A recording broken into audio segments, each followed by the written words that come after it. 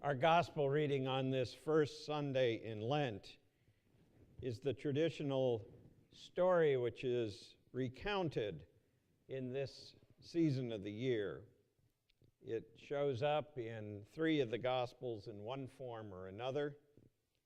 Today we read this story from Matthew, where it follows immediately on the story of Jesus' baptism. Hear these words.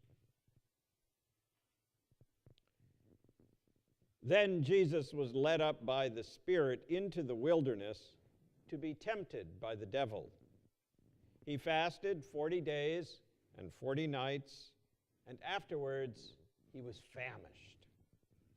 The tempter came to him and said, "If you are the Son of God, command these stones to become loaves of bread." But Jesus answered, "It is written, one does not live by bread alone, but by every word that comes from the mouth of God." Then the devil took him to the holy city and placed him on the pinnacle of the temple, saying to him, "If you are the Son of God, throw yourself down, for it is written, he will command his angels concerning you, and on their hands they will bear you up so that you will not dash your foot against a stone." Jesus said to the devil, "Again it is written, do not put the Lord your God to the test." Again the devil took him to a very high mountain and showed him all the kingdoms of the world and their splendor. And he said to Jesus, "All these I will give you, if you will fall down and worship me."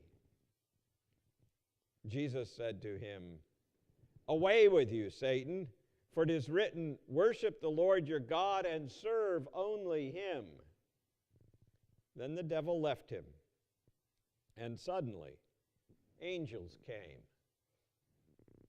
and waited on him.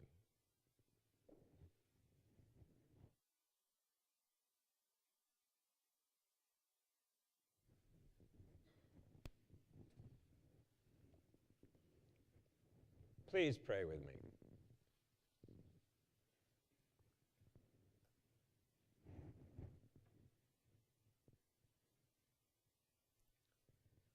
My words spoken and words heard, and the spaces in between, ready our hearts and minds for this Lenten season. Amen.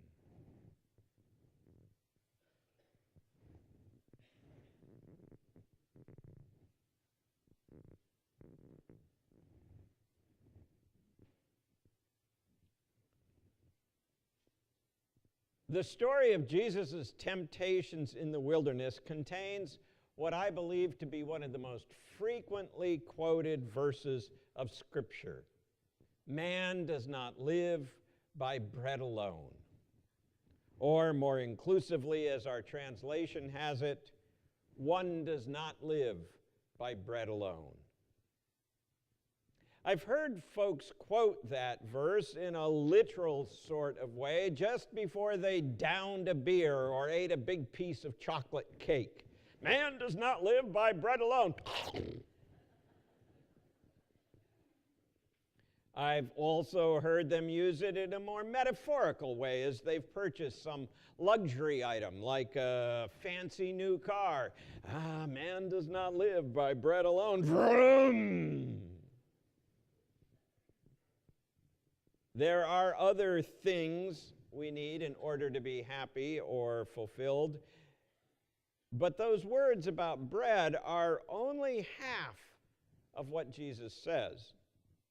For the full verse reads, "One does not live by bread alone, but by every word that comes from the mouth of God." Or as Eugene Peterson translates it, "It takes more than bread to stay alive. It takes a steady stream of words from God's mouth." Now, the truth is This is my 40th Lenten season as a pastor. There's something poetic about that, isn't there? 40 years, 40 days, 40 nights. Oh, I could wax on about it for the whole sermon, but don't worry, I won't. Anyway, seeing as one of the variants on this story about Jesus being tempted by the devil is always the gospel passage on this first Sunday in Lent, I imagine that I've preached on the story at least 20 times, probably more. 20 times I've looked over this story, read various commentaries, noted the Hebrew scriptures that are quoted by both Jesus and the devil. 20 times I've looked for just right the angle I need, or what we pastors call the preaching point. 20 times I've looked for illustrations to draw out its message. But for all that examination of the story, all that research and digging into its meaning, I don't remember ever taking time to look at the source of Jesus' quote about bread. I've always known, of course, that it was from Deuteronomy. I've even said so in sermons. And I've always known that Deuteronomy is laid out as a farewell sermon, a farewell address delivered by Moses to the Israelites just before they are to cross over the Jordan River after their 40 years in the wilderness and enter into the promised land.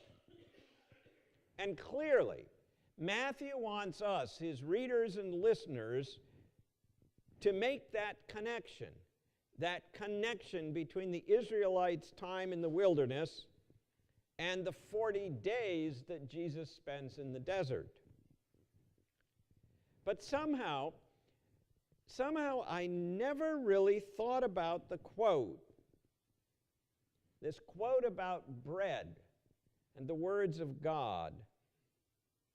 I never really thought about it in its original context. I never really realized that it's really far more than just a great quote for embroidering on a pillow. If you look at the wider context of the quote as it appears originally in Deuteronomy, you realize that in that context, man does not live by bread alone is issued as a warning. Here the Israelites are about to cross the Jordan River and enter a land flowing with abundance, a land of wheat, of barley, of vines and fig trees and pomegranates, a land where they will lack nothing. But Moses, before they do that, wants to make sure they remember why they are there in the first place. He wants them to remember that there is more to life than good things to eat. He wants them to remember how they got to the promised land. For it was by the grace of God. God, who fed and watered and guided them through the wilderness for 40 years. God, who freed them from captivity in Egypt, and then through all those years in the wilderness, provided for them again and again and again. Water gushing out of rocks where there had been none. Manna and quail served up every single day. Turn by turn directions through some of the harshest territory in the world. Every day in the wilderness, they were reminded of their dependence on God. But now that they were to be showered with abundance, how easily they might forget that the source of all good things is God. This passage in Deuteronomy, the editors of our translation reminds us, is a warning not to forget God in prosperity. a warning not to forget God in prosperity. Talk about a sermon custom built for Sanibel.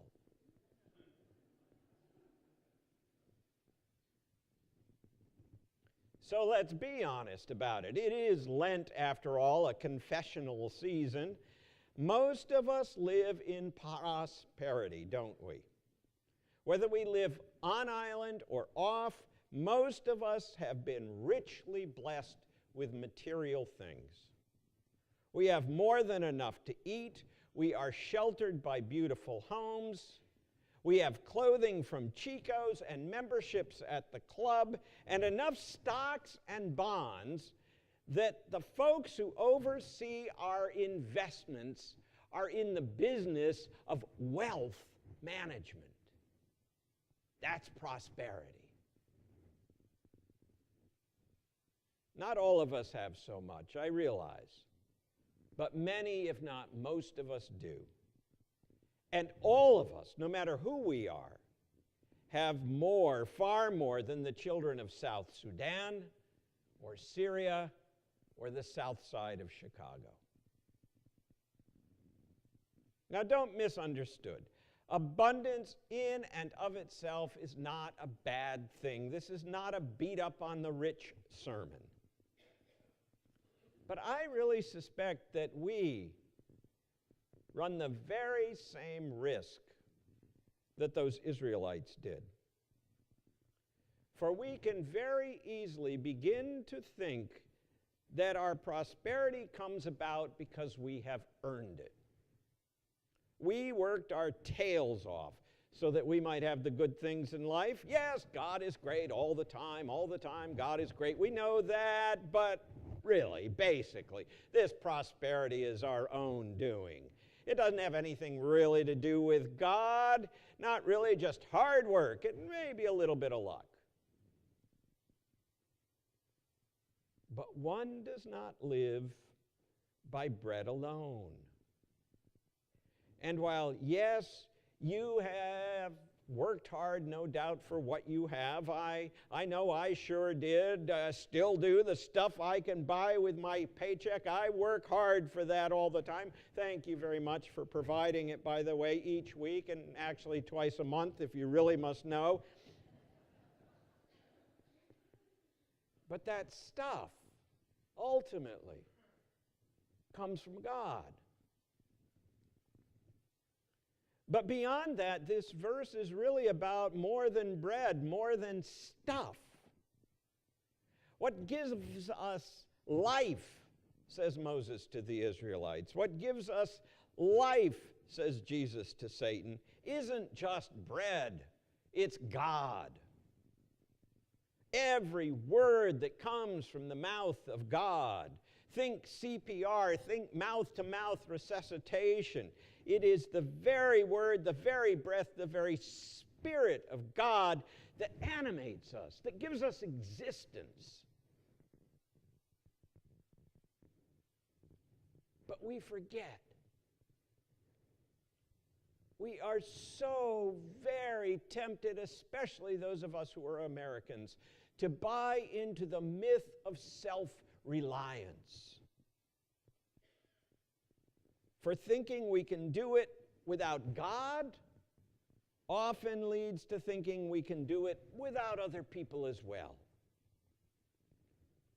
In those wilderness days of our lives, perhaps when we were younger, just starting out, students, or early in our careers, in those wilderness days of our lives, when we had far less, maybe then we were better able to remember and connect to the truth that our very lives depended on God's goodness, especially as it was mediated through others. Do you remember that landlord who gave you that break once when you really needed it or you weren't going to have any money for groceries? Do you remember that next door neighbor who bartered child care so you could go to work for an oil change because you knew how to do it? Or how about those in-laws? As much as you didn't like them, they always sent you a little extra every month to see you through those student days of early married life. Thank God, we would say when that check showed up in the mail. And whether we meant it literally or not, we were indeed speaking the truth. Thank God. Some of you grew up in the Great Depression. It was your time in the wilderness. You know exactly what I'm talking about. Some of you suffered job loss at the turn of this century, and you too know whereof I speak. Like the Israelites, we would be wise to remember what we learned in difficult times about being dependent on God, so that we might avoid being tempted into thinking we are self-sufficient. Because you're not, and neither am I. We need other people, and we need every word that comes from the mouth of God, which is just another way of saying we need God, the source of all that is, the source of life itself.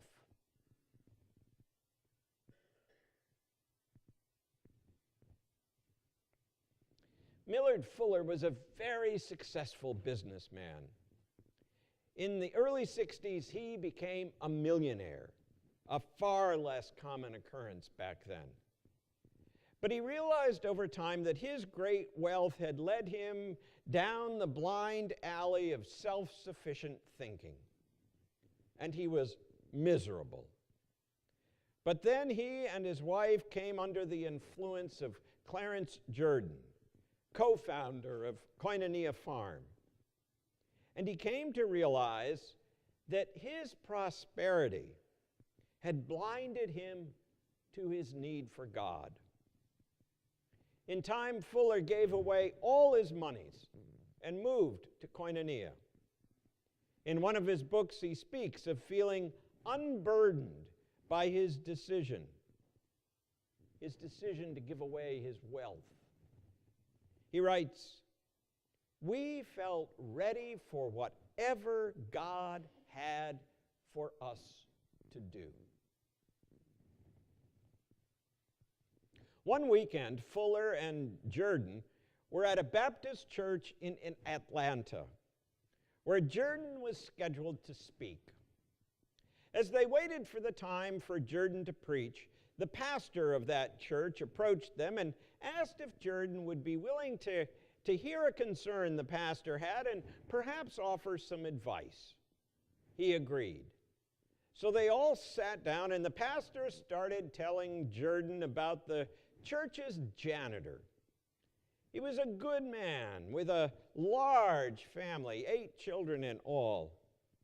He lived, however, on the opposite side of the city and had to drive 20 miles each way to and from work. He worked 7 days a week due to the demands placed on that busy church building, and he made only $80 a week.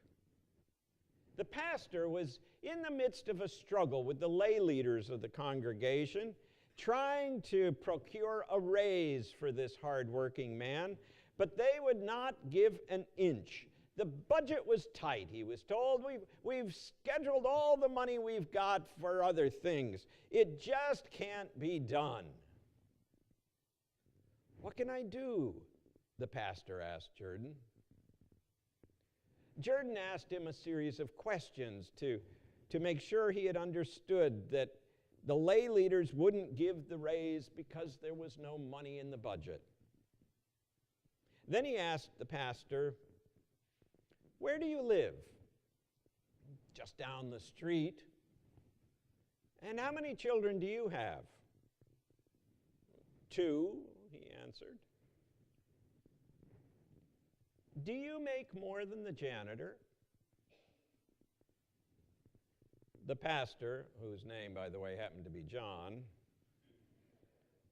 squirmed a bit. Yes, I do. Well, said Jordan, why not switch salaries with the janitor?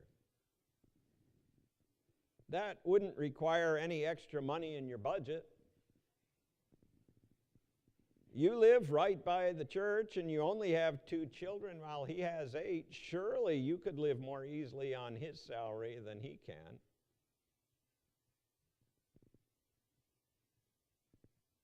Needless to say, the pastor was taken aback. What's wrong? Asked Jordan. What's wrong with that solution? Does it go against your Christian beliefs, your Christian understandings, your Christian doctrine? No, there's nothing wrong with it, Clarence, from a Christian point of view. That's why I'm so upset.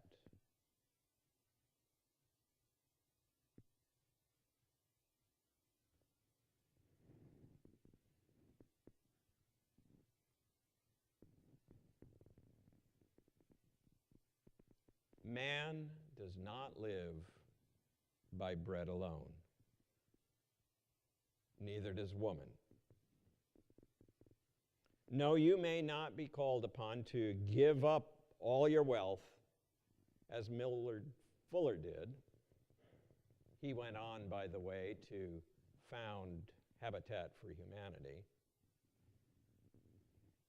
You may not have to switch your salary with someone like Jordan suggested that Atlanta Baptist preacher might do. But if you really think about this passage from Matthew, if you really think about this passage from Deuteronomy, it may leave you feeling a bit upset as well.